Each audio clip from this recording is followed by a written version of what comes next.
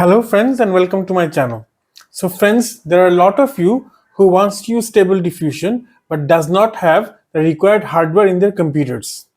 Then there are some of you who are usually working outside and they really enjoy working with AI art but doesn't have the access to their own computers because they have to stay mostly outside or they are at work. For these people, there are some free Stable Diffusion generators which actually resides in your phone or your iPad or your tab, and you can use them easily for free by harnessing the power of cloud computation.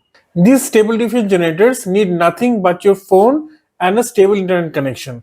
In today's video, we're going to check out one of the best Stable Diffusion generator that you can use from your mobile phone. And the name of this app is imagAIne. So let's look at this app and show you how it works. So this is the interface of imagAIne. So it has three parts. The top part where you write down your prompt, and you can actually also add a picture prompt if you want for image to image.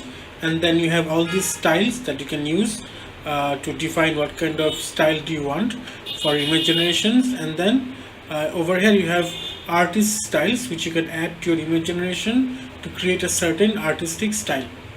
So let's try to do a simple image generation. So I want to create a Gundam robot in space. So wow, it's a good image. I really like this. So there are some problems with the image, but I like the subject, the way the subject has been drawn. The robot, it came out very fine. So I was told that this is actually based on Epic Diffusion. The model that's running in the background is Epic Diffusion. Whatever images that you see are based on that model. So if you are to use Epic Diffusion in your computer, for example, it will give you similar kinds of images.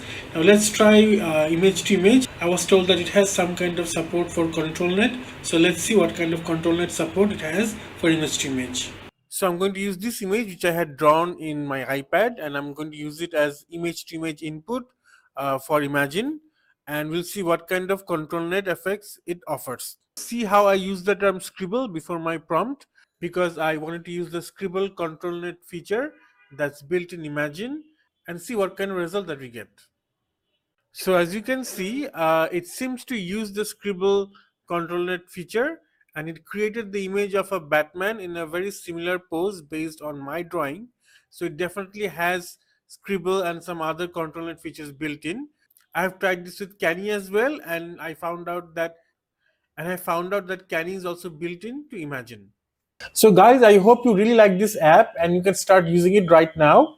If you like this app, you can consider purchasing the premium version, which gives you unlimited generation, which gives you more control and some additional options. If you like my videos, please consider subscribing to my channel.